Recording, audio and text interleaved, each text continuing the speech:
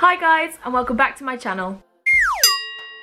Sorry I wasn't around last week. I was really sick and there was no way I was going to be able to film a coherent video for you guys, but I thought you'd forgive me, and today I'm going to talk about what I was going to talk about last week. A fortnight ago I uploaded the video about Stacey Dooley and David Lammy in the white saviour debate, and loads of you really enjoyed it, so I thought I'd talk about something similarly thought-provoking. Islam, its teachers and its followers are all things that people like to get very vocal about.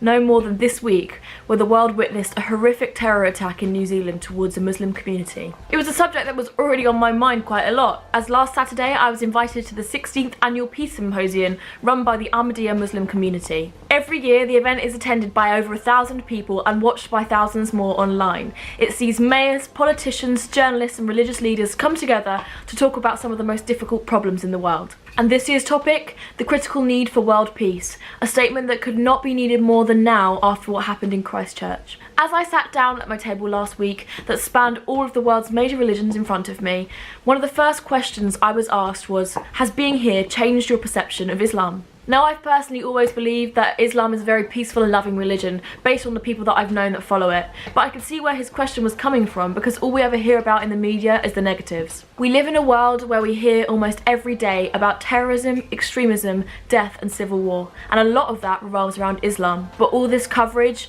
only fuels the fire more for stereotypes. It is these stereotypes that lead evil people like the Christchurch gunman, alongside his skewed political views, to mow down 50 innocent people for what they believe to be the greater good. And the problem isn't just in New Zealand, it's here in the UK too, with a record number of attacks registered against Muslims in 2017, many of those against women. It's truly a sad thought to think that mosques all over the world have had to step up their security to protect the men, women and very young children from possible attackers like Brent and Taryn. I work in the media, so unfortunately I know that negative press has driven much of the hatred towards peaceful religious people like those who were gunned down outside their mosques in Wellington. Stories like that of Shamima Begum, who joined ISIS aged 15, and politicians talking openly about the threat of Islam is what drives some of the hatred that we see every day littered in our newspapers. Stories like that of Shamima Begum, who joined ISIS aged 15, and talks between politicians about the dangers of Islam are littered in our papers. So while numbers of extremists are low, it's easy to see why the general public can sometimes think of Islam as bad. Our fear means that we project the problems of a very small minority group onto a very large group of peaceful people. I saw this accidental brainwashing when I told my friends and family that I'd been invited to go to a mosque for a peace conference. While very few warned me that I had to be careful and make sure that it wasn't about conversion, that Western fear still got into their heads and there was hatred behind that. But I had no need to be worried.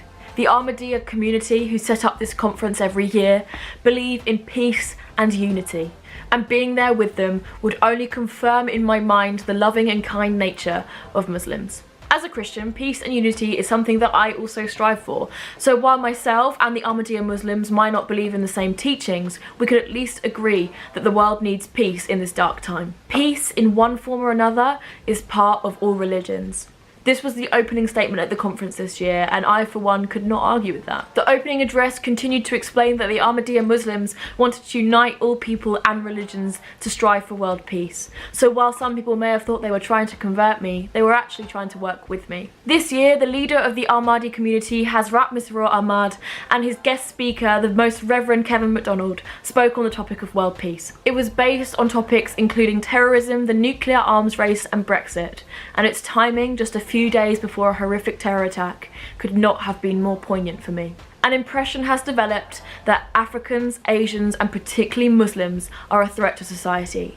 These were the Caliph's word in his keynote address. But what can Islam teach us, he continued, about world peace, when much of the problems with peace revolve around Islam? He explained that it needs to happen in three parts, with justice, doing good and loving one another. Reading from the Quran, the Caliph explained that Islam advocates treating everybody fairly and equally, doing good for others out the kindness of your own heart and loving them in the most selfless way that you know, like a mother would love its child, like family. These responses have been seen from Muslim communities throughout the world after the Christchurch attack. Instead of seeking revenge, they have been seeking peace, love and unity. And it's been the same for other religions too. Christians, Jews, Hindus and atheists have all been responding with outpourings of love and support for the Muslim community. Some have even visited mosques to lay down flowers, and others to walk their friends to the mosque so they don't feel afraid. The loving message shared by the Ahmadiyya community to me last week hit me hard. But it hit me harder at 12:40 AM on Friday morning when I got the news update that there had been a terror attack in New Zealand. Their message of loving one another and supporting one another was so far from what I was reading about the horrific attack, where 50 innocent people have now died. And while not every Muslim is an Ahmadi, their message of love and support has been reiterated all over the world this week, with mosques responding to the news. In the words of Ruby Jones, a New Zealand artist whose image has been shared hundreds of thousands of times since the attack, "This is your home and you should have been safe here." This is a sentiment that I believe all of us should be encompassing in the following week. As a Christian, I was horrified to think that someone had decided that their life was more worthy than someone else's, and therefore that they had the right to gun down people in their most innocent state of worship. While some have argued with me that in the Old Testament of the Bible, the Jewish Israelites were commanded by God to get rid of all of their enemies, the teachings of Jesus and the Apostle Paul could not be further from that. At the end of the day, we're all human beings. Whether we dress, eat, speak, or most importantly, pray differently from one another, that doesn't make any difference in what we are as flesh. So at this hard time, I want to thank the Ahmadiyya community for welcoming me and many others into their community for one night to see and hear about their beautiful beliefs. I want to let them and other members of the Islamic faith know that I stand with them in this hard time. Peace can best be achieved through unity. These words could not have been more timely from the Caliph. Unity is something that I believe we should all be getting involved with in the coming weeks. And I want to go back to that question that I was asked on Saturday night and ask for your response. Has this changed your perception of Islam? Have the events in the recent days shown you what it means to be a religious Muslim? Has it made you think about how you treat others or how you should treat others? I think that's something that we should all be thinking about as we move forward into next week. Thanks so much for listening to this video. I know it was quite a long and in-depth and difficult one for me to film, and I'm sorry about the lighting changes. It just so happens that we've got terrible weather in the UK. Who knew? It's been pretty hard for me to write down everything that I want to say in this video, so again, feel free to join me in the comment section like you did with last week's. Next week, I'm probably going to talk about something a little bit more lighthearted and discuss more about what I'm going to be doing in Rwanda, because I've got a 10k run next Sunday. As I'll probably be running for most of Sunday, my video next week will be going up on Monday.